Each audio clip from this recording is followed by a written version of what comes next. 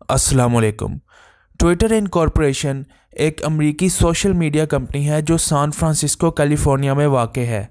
Company micro blogging और social networking service Twitter चलाती है। ट्विटर इनकॉर्पोरेशन इससे पहले वाइन शॉर्ट वीडियो ऐप और पेरिस्कोप लाइव स्ट्रीमिंग सर्विस भी चलाता था।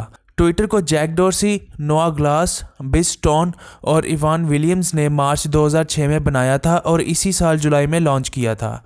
2012 तक 100 मिलियन से ज़्यादा सार्फिन ने एक दिन में 340 मिलियन ट्वीट्स पोस्ट की और सर्विस ने रोज़ाना औसतन 1.6 बिलियन सर्च सवालात को हैंडल किया।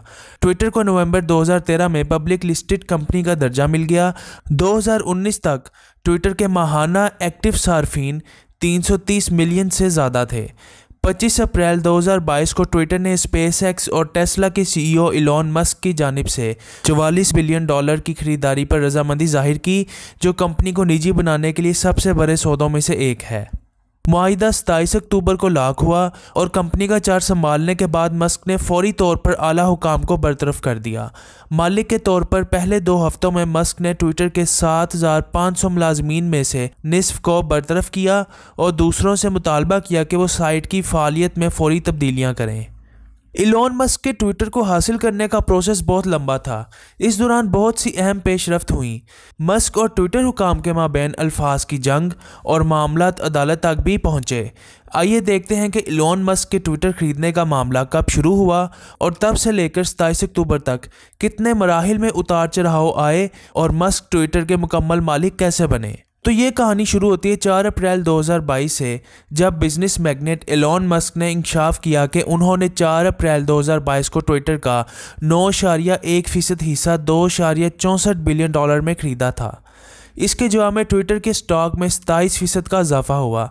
मस्क को एक मुआहिदे के तौर पर ट्विटर के बोर्ड ऑफ डायरेक्टर्स में एक नशिस्त की पेशकश की गई थी, जिसमें इन्हें कंपनी का 14.9% से ज़्यादा हिस्सा हासिल करने से मना किया गया था। लेकिन मस्क ने 9 अप्रैल 2022 को अपनी तकर्री के मौसर होने से पहले बोर्ड में शामिल न होने का फैसला किया था। इसके बाद मस्क ने 14 अप्रैल को ट्विटर को $43 बिलियन में हासिल करने और कंपनी को प्राइवेट लेने के लिए एक गैर मनकूला पेशकश की। उनका कहना था कि वो कंपनी का कंट्रोल हासिल करके दुनिया भर में जमहूरियत के लिए आज़ादी इजहार यानी फ्रीडम ऑफ स्पीच को फ़रोग देना चाहते हैं और इसकी अहमियत पर यकीन रखते हैं। ट्विटर के बोर्ड ने 15 अप्रैल 2022 को मस्क के खिलाफ एक नई हिकमत अमली मुतारिफ करवाई, जिसको पॉइजन पिल यानी जहर की गोली का नाम दिया गया। इस हिकमत अमली के तहत शेयर होल्डर्स को इजाफी स्टॉक खरीदने की इजाज़त मिलेगी, ताकि मस्क के कब्जे को रोकने के लिए इनको इस हिकमत अमली के तहत मुखालिफाना कब्जे का सामना करना पड़े। यानी इस मरहले में ट्विटर के हुकाम मस्क को मुकम्मल तौर पर ट्विटर का मालिक बनने से रोकना चाहते थे। 20 अप्रैल 2022 को मस्क ने ट्विटर को खरीदने के लिए $46.5 बिलियन की पुरकशिश ऑफर पेश की। 25 अप्रैल 2022 को यह इतला मिली कि ट्विटर मस्क की इस पेशकश को कबूल करने के लिए तैयार है। इस दिन के बाद बोर्ड ने अवामी तौर पर इस पेशकश को कबूल कर लिया। यहाँ तक तो सब ठीक था और सब कुछ आसान लग रहा था और ट्विटर के डिसीजन मेकर्स ने कबूल कर ली। लेकिन कहानी में ट्विस्ट तब आया जब 13 मई 2022 को इलॉन मस्क बायर्स रिमोर्स का शिकार हो जाते हैं। बायर्स रिमोर्स मतलब जब आप किसी भी महंगी या कीमती चीज़ को ख़रीद लेते हैं या ख़रीद रहे होते हैं, तो हर इंसान को कभी ना कभी ये महसूस होता है कि कहीं वो इस चीज़ के लिए ज़्यादा पैसे तो नहीं दे रहा, कहीं जल्दबाजी तो नहीं कर दी, क्या मुझे ये चीज़ ख़रीदनी भी चाहिए या नहीं, और क्या इसको खरीदने का मेरा मकसद पूरा हो भी सकेगा या नहीं। शायद इलॉन मस्क भी ऐसे जज्बात से गुजर रहे थे, क्योंकि $44 बिलियन कोई छोटी रकम नहीं है। इसलिए इलॉन मस्क इस डील को होल्ड पर डाल देते हैं और कुछ बहाने करने लग जाते हैं कि किसी तरह ये डील ख़त्म हो जाए या इससे छुटकारा पाया जा सके।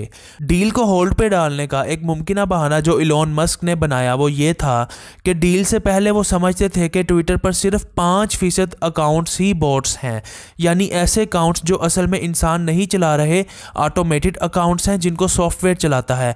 यानी इसको आप एक इस्तिलाह में नकली अकाउंट्स भी कह सकते हैं। तो इलॉन मस्क के मुताबिक उन्हें डील देने के बाद मालूम पड़ता है कि ट्विटर पर तो 5% नहीं बल्कि 20% से भी ज़्यादा बॉट्स अकाउंट हैं। अब इलॉन मस्क कहते हैं कि ट्विटर को साबित करना होगा कि उसके पास 5% या उसके आसपास ही बॉट्स अकाउंट्स हैं और इससे ज़्यादा नहीं है। माहिरीन के मुताबिक इस वक्त इलॉन मस्क का मकसद यही था कि या तो ट्विटर को ख़रीदने की रकम किसी तरह कम हो जाए और या फिर वो डील से पीछे हट जाएं। इसके बाद इलॉन मस्क और उस वक्त के ट्विटर सीईओ पारग अग्रवाल के दरमियान ट्विटर पर एक बहस और लफ्ज़ों की जंग छिड़ जाती है। 8 जुलाई 2022 को मस्क ने ऐलान किया कि वो यकतरफा तौर पर कंपनी के मुजव्वज़ा हसूल को ख़त्म कर रहे हैं और अब वो कंपनी नहीं लेना चाहते। इसकी वजह बयान करने के लिए मस्क ने एक रेगुलेटरी फाइलिंग में दावा किया कि ट्विटर स्पैम बॉट अकाउंट के डाटा के लिए मस्क की दरख्वास्तों की तामील करने से इनकार करके मुआहदे के कई हिस्सों की मादी खिलाफ वर्जी में था और आला दर्जे के मुलाजमीन को बर्खास्त कर रहा था। जवाब में ट्विटर बोर्ड के चेयरपर्सन ब्रेट टेलर ने कंपनी के इस हसूल को मुकम्मल करने के मकसद का अज़म लेते हुए डेलावेयर कोर्ट ऑफ चांसरी में मस्क के खिलाफ कानूनी कार्रवाई करने का वादा किया। ट्विटर ने बाज़ाब्ता तौर पर मस्क के खिलाफ 12 जुलाई 2022 को अपना मुकदमा शुरू किया। इलॉन मस्क ने इल्ज़ाम लगाया कि ट्विटर के हकाम ने एक विसल ब्लोअर पीटर ज़ाटको को इनकी गलतियों के सबूत को तबाह करने का हुक्म दिया। जारी करदा अदालती दस्तावेज़ात के मुताबिक ट्विटर सिक्योरिटी के साबिक सरबराह ज़ाटको ने कहा कि अलहदगी के मुआहदे के तहत कंपनी के मुंतज़मीन ने इन्हें 10 हाथ से लिखी हुई नोटबुक्स को तबाह करने और 100 कंप्यूटर फाइलों को हज़फ करने का हुक्म दिया। दस्तावेज़ात से पता चलता है कि किताबों में पीटर ज़ाटको के बतौर सिक्योरिटी सरबराह अपने 1 साला दौर के दौरान ट्विटर कारोबारी साथियों से मुतल्लिक नोट्स मौजूद थे। ज़ाटको का दावा है कि इसने अग्रवाल को कंप्यूटर सिक्योरिटी के संगीन मसाइल और सोशल मीडिया प्लेटफॉर्म के ऑपरेशन से मुंसलिक राजदारी के खदशात के बारे में खबरदार किया, जो कंपनी के हुकूमत के साथ तय पाने वाले सेटलमेंट्स की खिलाफ वर्जी के मुतरादिफ है। उन्होंने ये भी कहा कि इनके ट्विटर के साथियों ने इस मामले में गहरा गोता लगाने में बहुत कम दिलचस्पी जाहिर की कि कंपनी के 230 मिलियन से ज़्यादा सार्फिन में कितने स्पैम और रोबोट्स अकाउंट शामिल हैं, यानी कि अग्रवाल की सरबराही में ट्विटर हुकूमती अहकामात की भी खिलाफ वर्जी कर रहा था और फेक अकाउंट्स के खिलाफ भी ना तो कोई एक्शन ले रहा था और ना ही डाटा इकट्ठा कर रहा था। मस्क के अटॉर्नी का दावा है कि ज़ाटको को अपने रिकॉर्ड मिटाने की हिदायत देकर ट्विटर के सीईओ परग अग्रवाल, ट्विटर के सरे फहरिस्त 2 अटॉर्नी विजय गाडे और शॉन इजेट और chief privacy officer Damien Kieran ने अदालती सेटलमेंट्स की कंपनी की खिलाफ वर्जियों को छुपाने की कोशिश की। इस सब के बाद 13 सितंबर 2022 को ट्विटर के शेयर होल्डर्स ने इलॉन मस्क के कंपनी के कब्जे की मंजूरी के हक में वोट दिया। 4 अक्टूबर 2022 को ये इतला मिली कि मस्क ने $54.20 फी शेयर की असल पेशकश की कीमत पर डील के साथ आगे बढ़ने की रजामंदी जाहिर की। यह मुआहिदा 27 अक्टूबर 2022 को ट्विटर और एक्स होल्डिंग्स 2 के इंजमाम के साथ तय पाया। एक्स होल्डिंग्स 2 एक्स होल्डिंग्स 1 का एक मुकम्मल मलकियती मातहत अदारा है जिसके मुकम्मल मालिक इलॉन मस्क हैं, यानी दोनों अदारे मस्क की मुकम्मल मलकियत हैं। इस तरह मस्क ने ट्विटर का कंट्रोल संभाल लिया। मस्क ने कंपनी के हसूल के लिए फ़ी हिस्स $54.20 यानी तकरीबन $44 बिलियन अदा किया। इसके बाद मालिक बनते ही मस्क ने सीईओ परग अग्रवाल और सीएफओ नेट सेगल को बरतरफ कर दिया। आला अफसरान को बरतरफ करने के बाद इलॉन मस्क का कहना था कि the bird is freed. Elon Musk ने ट्विटर को खरीदने की बहुत सी वजूहात बयान की। इलॉन मस्क के ट्विटर खरीदने के पीछे कुछ अज़ाइम भी हैं। आइए इन चंद वजूहात और अज़ाइम पर रोशनी डालते हैं। मस्क जो खुद को फ्री स्पीच मुतलिक के तौर पर बयान करते हैं, इन्होंने ट्विटर की एतदाल पसंद पॉलिसियों पर तनकीद की है और सेंसरशिप पर एतराज़ किया जो कानून के तकाज़ों से बालातर है। मई में मस्क ने कहा था कि वो साबिक अमरीकी सदर डोनाल्ड ट्रंप के ट्विटर अकाउंट को बहाल करेंगे, जिसे 6 जनवरी को यूएस कैपिटल में होने वाले फसादात के बाद मुबैना तौर पर तशद्दुद बरकाने के इल्ज़ाम में हटा दिया गया था। मस्क ने कहा कि मेरे ट्विटर हासिल करने की वजह यह है कि दुनिया के मुस्तकबिल के लिए ज़रूरी है कि एक मुश्तरका डिजिटल टाउन स्क्वायर हो जहां तशद्दुद का सहारा लिए बगैर वसी अकायद पर सेहतमंद तरीके से बहस की जा सके। मस्क ने कहा है कि वो प्लेटफॉर्म को मोनेटाइज करना चाहते हैं, आमदनी बढ़ाने के तरीकों पर तवज्जो मरकूज करना चाहते हैं, अखराजात में भी कमी कर रहे हैं और कंपनी की सकाफत को तब्दील कर रहे हैं। मस्क पेमेंट्स की सन्नत को दोबारा बनाने की अपनी दरीना ख्वाहिश को आगे बढ़ाने के लिए ट्विटर को बतौर जरिया इस्तेमाल कर रहे हैं। दुनिया में चंद मशहूर पेमेंट्स की इंडस्ट्रीज जैसे कि PayPal, bitcoin, master card, Payoneer वगैरह हैं। मस्क के भी ट्विटर को लेकर कुछ ऐसे ही मकासद हैं जिसके ज़रिए वो पेमेंट प्लेटफॉर्म भी मुतारिफ करवा सकते हैं। कुछ लोगों का मानना है कि इलॉन मस्क ने ट्विटर में इसलिए दिलचस्पी जाहिर की है क्योंकि उनके इसके पीछे सियासी और मीडिया ऑपरेशन से मुतल्लिक मकासद हैं, लेकिन इलॉन मस्क के बिजनेस करने के तरीके और हालिया इक़दामात से ऐसा बिल्कुल जाहिर नहीं होता। मस्क दरअसल पेमेंट्स की इंडस्ट्री में इनकलाब लाना चाहते हैं। मस्क ट्विटर के ज़रिए पेमेंट्स का एक खेल खेलना चाहते हैं और इसका सबूत ये है कि हाल ही में मस्क ने इन चंद शख्सियात को मदद के लिए मदऊ किया। इन शख्सियात में बाइनेंस के बानी चैंगपेंग ज़ाओ, डेविड सैक्स जो कि पेपॉल माफिया के रुकन और क्रिप्टो में भी मुलविस रह चुके हैं और इसके साथ साथ इससे मुतल्लिक गहरी मालूमात भी रखते हैं। इसके अलावा क्रिशन जो A16Z क्रिप्टो के लिए सरमायाकारी करते हैं और इसके साथ साथ इनके ट्विटर हैंडल में भी इथेरियम एड्रेस है। न्यूयॉर्क टाइम्स के जरिए हासिल करदा एक सरमायाकार दस्तावेज़ के मुताबिक मस्क ने पेशनगोई की है कि ट्विटर 2028 तक $1.2 बिलियन की अदायगी की आमदनी लाएगा, जिससे प्लेटफॉर्म को इश्तहारात से आमदनी पर कम इन्हिसार करना पड़ेगा और यूं उनका अपना बयान करदा हदफ भी हासिल हो जाएगा। ट्विटर इनकॉर्पोरेशन ने हफ्ते के आखिर में हिंदुस्तान में अपने 90% से ज़्यादा अमले को बरतरफ कर दिया। ये सब नए मालिक इलॉन मस्क के फ़ौरन चार्ज संभालने के बाद ही हुआ। मस्क ने इन बरतरफियों के बाद ट्विटर के इंजीनियरिंग और प्रोडक्ट अमले को बहुत हद तक कम कर दिया है। ब्लूमबर्ग ने कहा है कि हिंदुस्तान में तकरीबन 70% बरतरफियों में प्रोडक्ट और इंजीनियरिंग के महकमों में मुलाजमीन शामिल थे। मार्केटिंग, कम्युनिकेशंस और पब्लिक पॉलिसी सेक्शंस के अमले को भी बरतरफ कर दिया गया। मस्क ने दुनिया भर में ट्विटर के तकरीबन 7,500 मुलाजमीन में से निस्फ को नौकरी से निकाल दिया है। उन्होंने कहा कि कटबैक की ज़रूरत थी क्योंकि कंपनी को रोज़ाना लाखों डॉलर्स का नुकसान हो रहा है। इलॉन मस्क ने बरतरफियों की वजह को बयान करते हुए बताया कि ये बरतरफियां करना बहुत ज़रूरी थी क्योंकि अमला सुस्ती और अपनी सलाहियत के मुताबिक काम नहीं कर रहा था। मस्क ने कहा कि हिंदुस्तान, इंडोनेशिया और बहुत से दूसरे ममालिक में ट्विटर बहुत सुस्त है। ये एक हकीकत है, दावा नहीं।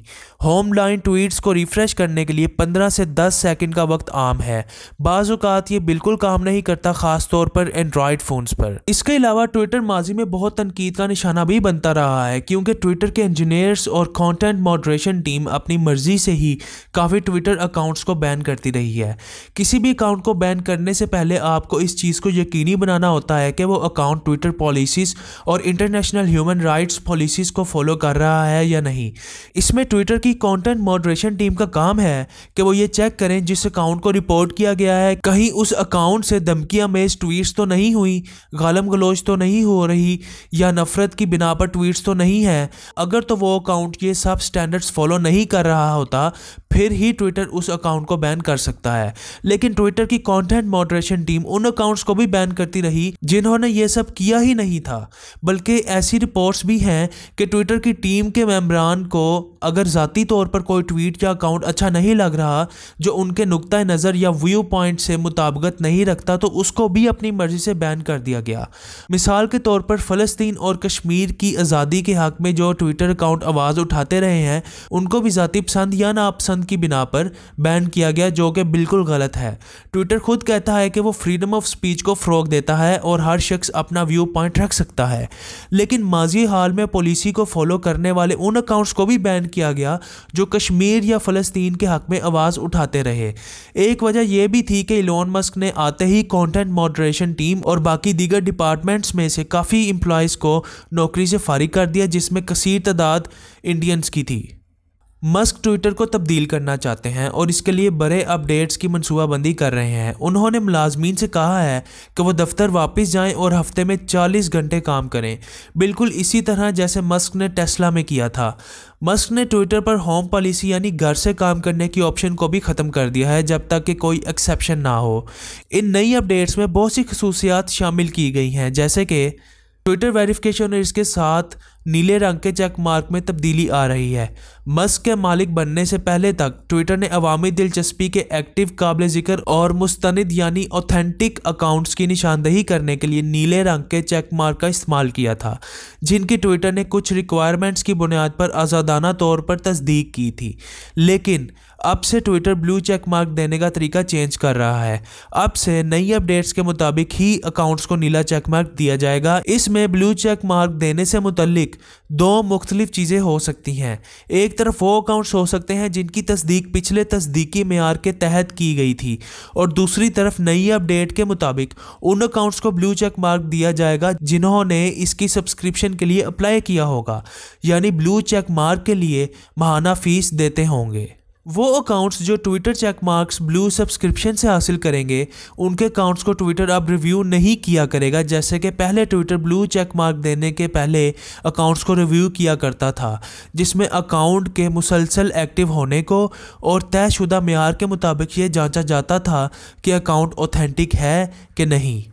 ट्विटर नीले चेक मार्क्स वाले अकाउंट के लिए तरजीही नोटिफिकेशन भी शामिल कर रहा है। यह फीचर ट्विटर पर मौजूद हर शख्स को ट्विटर की नोटिफिकेशन टाइमलाइन के अंदर एक नए तस्दीक शुदा सेक्शन में नीले चेक मार्क्स वाले अकाउंट्स की नोटिफिकेशन देखने की इजाज़त देता है। अभी ये सर्विस iOS डिवाइसेस यानी एप्पल डिवाइसेस पर दी गई है। iOS पर खरीदी गई नई ट्विटर ब्लू सब्सक्रिप्शंस अब $7.99 पर मंथ की तारफी कीमत पर दी जा रही है। इसमें नई खसूसियात तक जल्द रसाई के अलावा नीले रंग का चेक मार्क भी शामिल है।